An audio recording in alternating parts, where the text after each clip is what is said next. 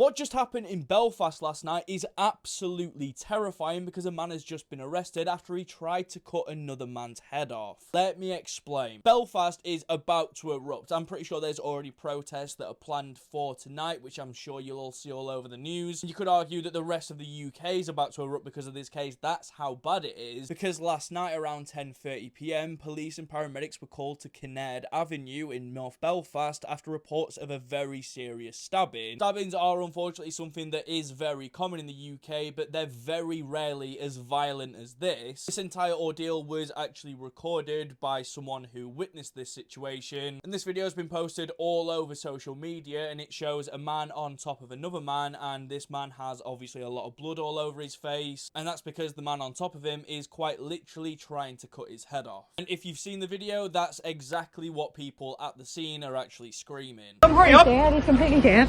No, he's not. Has he got a knife? Yeah. Get off him, you fucking rat!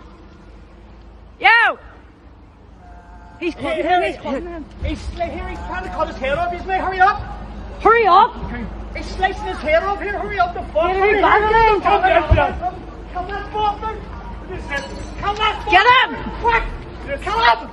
Get him down! Let him go now! Yes!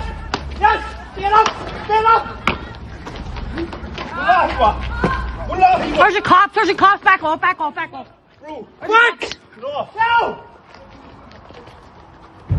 Bro, get off! Quick! He's trying to cut his head off. Bro.